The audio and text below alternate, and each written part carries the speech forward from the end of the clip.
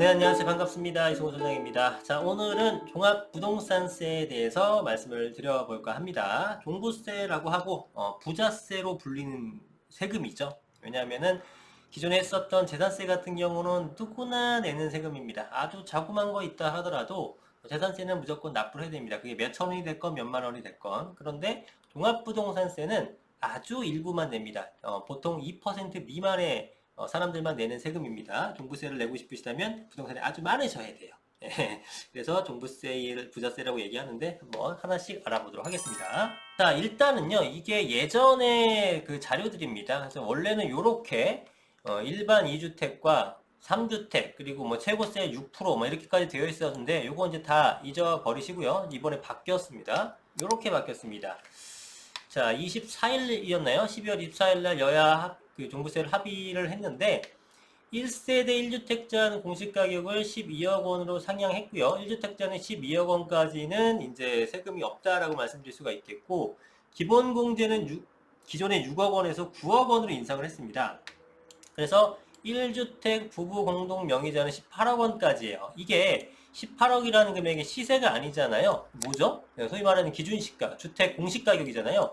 공시가격이 보통 요즘에 한 75% 정도라고 본다면 한 4분의 3 정도 가격 아니겠습니까? 18억 원이면은 보통 한 24억 원, 24억 원 정도의 시세에 있는 아파트가 공동주택가 18억 원 정도를 할 텐데, 그럼 24억 원을 부부가 공동명의로 갖고 있다라고 하게 되면 어마어마한 고가주택이지 않습니까? 고가주택을 양도세에서 배제해주는 게 12억까지니까 1세대 1주택 비과세를 12억까지 배제해주고 그 이상인 거에 대해서 아무리 네가 오랫동안 그 거주를 했다고 거주를 하건 보유를 했다고 하더라도 그 이상에선 세금을 내야 돼라고 얘기하는 기준인데 그거에 무려 2배입니다만 그럼에도 불구하고 종부세는 내질 않을 수 있다라는 겁니다. 예, 그 많이 크게 바뀌었죠. 기존의 기본공제가 6억 원이었으면 6억 더해서 12억 원밖에 되지 않는데 이제는 18억 원까지 변했고 시세로 따지면 거의 24억 원 수준까지도 세금을 내지 않을 수 있다라는 얘기입니다. 그래서 조금 전에 보여드렸었던 요 표, 요게 이제 21년도, 22년도까지인데 그때는 0.6에서 3%, 다주택 같은 경우에는 1.2에서 6%라는 어마무시한 세율이 적용이 됐었습니다. 그런데 이제 합의안, 요것만 이제 살펴보면 되겠죠. 요거는 잊어버려도 되고 합의가 된 거니까. 잠정안이 아니라 합의가 된 겁니다. 3억 원 이하에서는 0.5. 그 다음에 예를 들어서 과세 표준이 3억 나왔다. 그러면 3억에 0.5는 얼마입니까? 150만 원인가요? 예, 그렇게 이제 계산이 되는 거겠죠. 최대가 94억 원 초과인데 뭐 거의 이거에 해당되는 분은 없겠습니다만 최대세율이 2.7%로 많이 낮아진 거죠. 그 전에 비해서는. 그죠? 그래서 기존의 2.2, 3.6 하던 것들이 다 1%대에서 놀고 있으니까 사실은 어지간한 부자들도 많이 그 감세 혜택을 받을 수 있다라는 겁니다. 그 다음에 다주택자 같은 경우에는요. 3주택 이상 합산 과표가 12억을 초과하는 사람들만 다주택입니다. 자, 보세요. 다주택자의 개념이 조정대상 지역 이런 건 상관없어요. 거기에 상관없어요. 일단 3주택 이상 보유자를 다주택자의 개념으로 넣습니다. 2주택자는 뭐예요? 그냥 일반세율 적용되는 겁니다. 자, 3주택 중에서도 지방 읍면에 원룸세를 갖고 있어. 이 사람은 강남에 2채 갖고 있는 사람보다 한 채 더 많다는 이유만으로 높은 세율을 적용받아야겠느냐? 말이 안 되는 거죠. 그래서 3주택 이상이라는 기준에다가 과표를 12억 원 초과한 분들만 중과세율을 적용합니다. 그러면 3주택 이상이지만 과표가 12억 원 이하인 분들은 똑같이 일반세율을 적용하는 거예요. 3주택 이상자라고 전부 다 중과세를 하는 것이 아니라 3주택 이상이면서 과표가 12억 원을 초과. 이게 과표입니다. 과세 표준의 준말 과표인데 과표가 12억 원을 초과하는 분들만 좀 강화된 세율을 적용합니다. 자, 0.5에서 2.7보다 2에서 5%면 거의 뭐 2배 이상 높은 세율이 적용이 되는 거죠. 이런 식으로 바뀌었다라는 겁니다. 다시 한번 정리하면은 종부세 1세대 1주택자 공시가격이 12억 원도 상향됐고요. 기본공제가 개인별, 이거 개인별입니다. 개인별 9억 원씩이니까 공동명이면 9억, 9억 더해서 18억 원까지 바뀌는 거고 그 다음에 보통 1주택, 2주택자들은 일반세 0.에서 2.7이고 3주택 이상이지만 합산가격 12억 원 이하도 역시 같은 것 적용. 중과세가 2에서 5%짜리가 있습니다만 이건 3주택 이상이면서 비싼 것들만 갖고 있는 사람, 과표가 12억 원 초과하신 분들은 여기에 적용된다라고 보시면 되겠습니다. 자, 그러면은 이런 게 있겠죠. 부부 공동명의로 있는데 이 사람들은 당연히 9억, 9억 공제를 받을 수 있거든요. 근데 부부 공동명인데도 우리는 1주택이에요 하면서 1주택이면 하면서 12억 원, 1세대 주택자 공시가격 12억 원까지만 받는 경우도 간혹 있습니다. 이해하기 쉬운 예를 들자면 부부가 한 50억짜리 갖고 있어요. 50억짜리. 그러면은 50억짜리 갖고 있다고 하더라도 9억 9억 빼봐야 18억 빼니까 한 32억 정도의 과표가 생기죠. 예, 이제 공시가를 그냥 과표라고 해볼게요. 32억 정도의 과표가 생기게 되면 18억을 공제해준다고 하더라도 여기에 대한 세율 곱하게 되면 장난 아니죠. 비싸죠. 그런데 1주택은 12억밖에 공제를 못 받아요. 12억밖에 공제를 못 받습니다만 그러면 남은 게 38억이잖아요. 38억에서 이러한 1세대 1주택으로 신고를 한 사람들은 공제를 여러 가지 받습니다. 연로자 공제라든가 보유 기간별 공제라든가 이걸 쭉 받아요. 뭐 최대 80%까지 받을 수 있거든요. 그럼 여기에 32억 원 예를 들어 한 5천만 원 나왔다. 네, 그럼 이게 좀 더 나오겠죠. 이건 6천만 원 나왔다. 그렇다 하더라도 여기는 5천만 원 고스란히 내야 되지만 여기서는 80% 공제받으면 6, 8, 48, 4,800 빼주니까 1,200밖에 안 되죠. 이런 식으로 아주 비싼 주택을 갖고 계시게 되면 1주택을 선택해서 공제는 비록 18억이 아니라 12억으로 적지만 추가적으로 세율 혜택을 볼 수 있는 것들이 있기 때문에 선택 구간입니다. 그래서 이거는 부부 공동명의일 때는 1주택자로 12억을 상향받고 추가적인 세율 혜택을 받을지 세율 혜택 받을 게 없는 분들은 당연히 각자 그냥 9억 원씩 빼는 게 나을 거고 18억짜리라 그러면은 12억 한 다음에 남은 6억 중에서 공제 많이 받으면 뭐 합니까? 원래 아예 안 낼 수 있었던 걸. 그러니까 요거는 잘 조절을 해가면서 선택을 하시면 된다라고 말씀을 드리겠습니다. 요거 내용 이해 가시죠? 자, 그 내용이고 23년 변경된 것 중에 세액 부담 상환율이 150% 일원화됐습니다. 예, 그전에는 뭐 150%, 뭐 300%다 틀렸어요. 조정 대상 2주택, 3주택 이거에 틀렸지만 이제 그런 거 복잡하게 생각할 필요 없이 150%로 일원화되었다. 요것만 생각하시면 됩니다. 이거 뭔지 아시죠? 작년에 100만원 냈는데 이번에 200만원 나왔어. 와, 두 배를 어떻게 내? 세부담 엄청 크죠? 그래서 상한선을 겁니다. 150%. 여기에다가 150%를 하게 되면 얼마입니까? 150만원이죠? 이거랑 이번에 나왔던 세액 두 개 중에 비교해서 작은 거를 세금을 내는 겁니다. 자, 아시겠죠? 근데 이게 예전처럼 300%였으면 어떻게 됩니까? 이번에 200만원 나오더라도 300과 200 비교하게 되면 200이 더 작은 거니까 200 다 냈어야 될 거예요. 근데 150% 줄어들었기 때문에 세부담이 많이 줄어들었다라는 내용입니다. 자, 요게 아까 조금 전에 말씀드렸었던 1세대 1주택자에 대한 혜택입니다.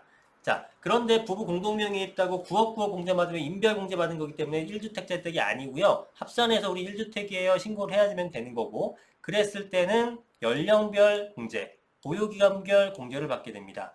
연령별 공제는 연로하신 분들 왜 이런 게 생겼냐면은 예전에 강남에 정말 집값이 쌌을 때 집값 뭐 80년대나 뭐 70년대 이렇게 그때 강남에 집 쌌잖아요.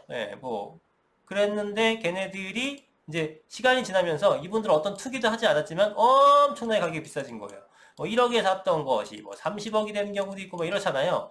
세월이 흘렀으니까. 어찌됐건 이런 분들은 당시에 부자라서 산 게 아니라 살다 보니까 부자가 된 건데, 이때 뭐 제가 뭐 실제로 많이 만나뵀지만 열쇠 이렇게 수리하시는 분도 있고, 택시기사 분들도 있고, 사실은 소득은 낮지만 오래전에 집을 잘 갖고 계셔서 재산 증식이 된 거거든요. 근데 그런 분들은 자산은 늘었지만 사실은 이걸 납부할 만한 능력이 안 됩니다. 소득이 높지 않기 때문에. 이런 분들을 위해서 오랜 기간 동안 보유를 했거나 연세가 많으신 분들한테 공제를 해줍니다. 자, 그래서 60세 이상 20%, 65세 이상 30%, 70세 이상 40% 받아요.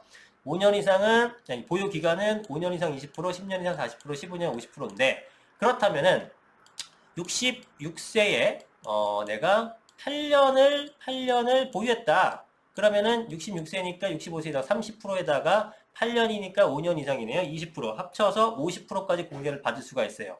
그럼 내가 72세에 16년을 보유했다. 그러면 어떻게 됩니까?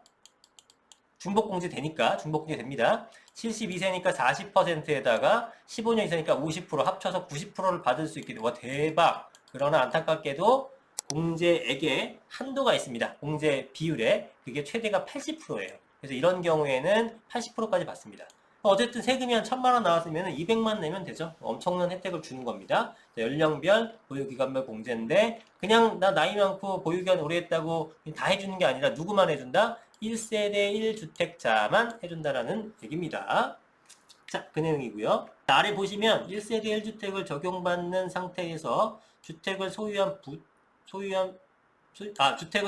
부친을 봉양하기 위해 합가하는 경우 1세대 1주택을 적용받지 못하나. 자, 이 얘기죠. 내가 1세대 1주택이 있는데 아버지 어머니를 봉양해야 되는데 모시고 살아야 되는데 그분들도 주택이 있으면 합가되게 되면 2주택이 되네? 그럼 이런 거 못 받잖아요. 그럼 효도를 하려다가도 경제적인 부분 신경 안 쓸 수가 없겠죠. 그런 어떤 그 사회적 폐단을 막기 위해서 이런 식으로 해결해 줍니다. 자, 만 60세 이상의 직계 존속. 그 전에 취득세 영상 올린 거 기억나시나요? 그때는 취득세에서 지방세법에서는 65세였어요. 그러나 여기 농부세법에서는 60세라는 거. 나중에 나오는 양도세에서도 60세입니다. 60세 이상의 직계 존속을 동거 봉양하기 위하여, 직계 존속도 제가 말씀드렸죠? 존귀하신 뭐 이런 것들.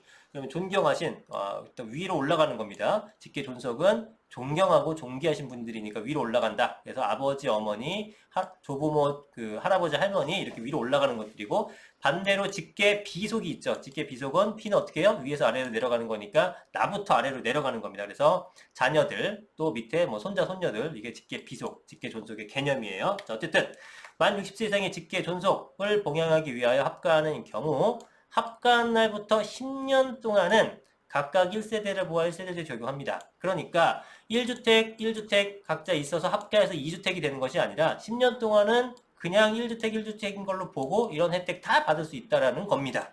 이해되시죠? 자, 다만 합가 당시 만 60세에 도달하는 경우는 합가한 날부터 10년의 기간 중 60세 이상인 기간 동안만 각각 1세대를 봅니다. 뭔 얘기인지 알죠? 합가 당시에는 뭐 60세 안 되셨지만 뭐 몸이 안 좋으시거나 이래서 일찍 모실 수도 있잖아요.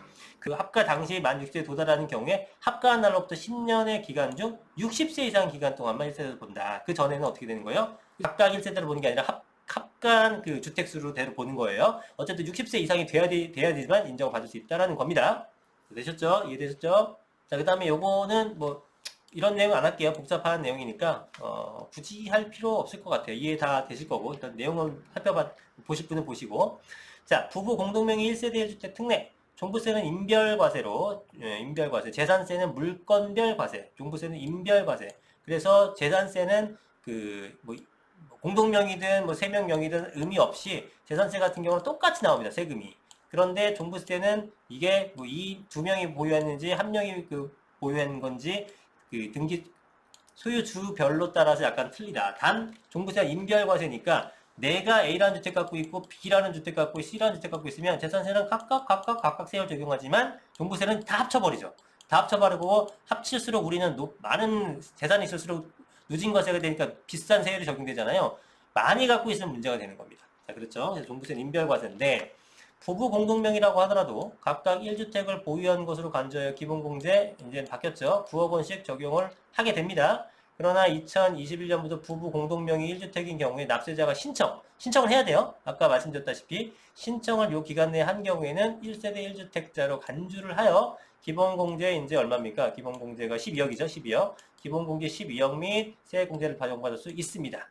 자, 이럴 경우 기본공제 18억 원보다 무려 6억 원이 적지만 세율이 낮아지고 세율이 안 낮아지죠. 고령자 및 장기보유 세액공제 등을 받을 수 있기 때문에 유리하다. 아까 제가 사례를 다 설명드렸기 때문에 이해되실 거예요. 아까 50억짜리 주택 사례 한번 설명드렸었죠. 그 내용입니다. 그 다음에 상속받을 경우도 있어요. 동거부양도 그렇지만 상속도 내가 어떤 나의 의사랑 상관없이 돌아가셔도 받은 건데 그거를 갑자기 주택이 있다고 높은 세율을 적용하면 되냐? 뭐 안 되죠. 그것도 좀 억울한 감이 있겠죠. 그래서 그건 어떻게 해결하냐면은 상속주택을 받았을 때 주택수에 포함하지 않는 기간이 있습니다. 요 기간 도래하게 되면 그때부터 주택수에 포함되니까 그 전에 처리를 하든 말든 알아서 해라라는 거겠죠. 하여튼 기한을 설정해 준 겁니다.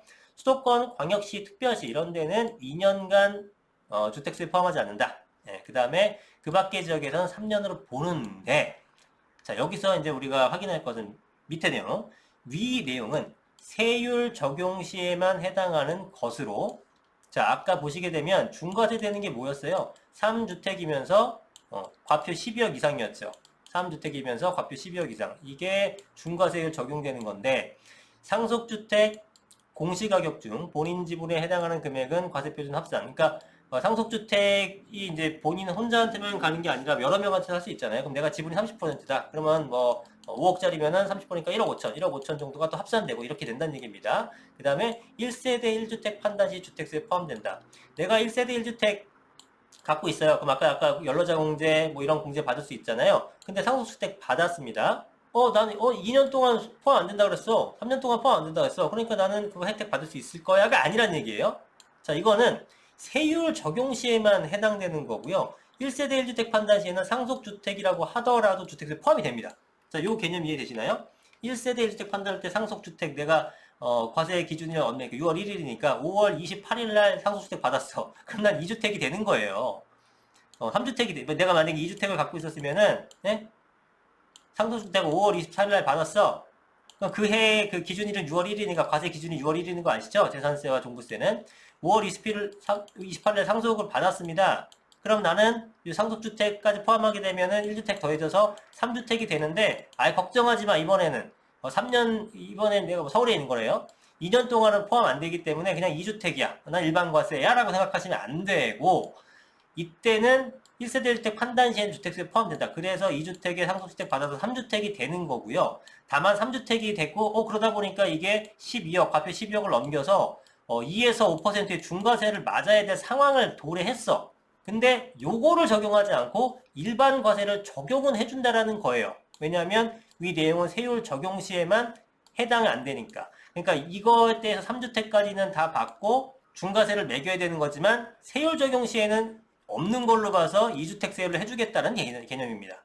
이해되시죠? 이해되시죠? 그런 내용, 그런 내용입니다. 그 다음에 요거는 뭐 다들 직관적으로는 알고 계시는 건데, 재산세가 전체 세금에 대해서 납부하는 거잖아요. 전체 그 매물에 대해서.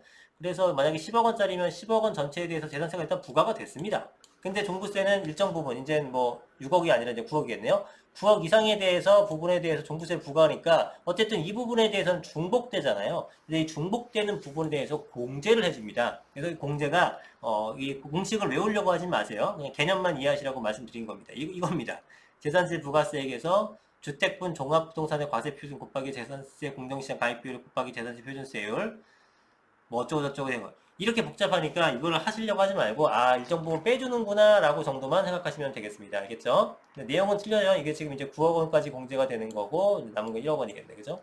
자, 그런 개념이 있다. 그 다음에 합산 배제 임대주택이 있죠? 합산 배제 임대주택. 여러분들 뭐 건설할 거나 뭐 단기 사라졌고, 그 다음에 기타 이런 것도 크게 신경 안 쓸 것 같고요. 이것만 보죠. 단기 중에서 건설 말고 매입. 여러분 거의 이거죠. 매입 임대주택 중 장기 일반, 이제 8년짜리 사라졌고 10년이죠.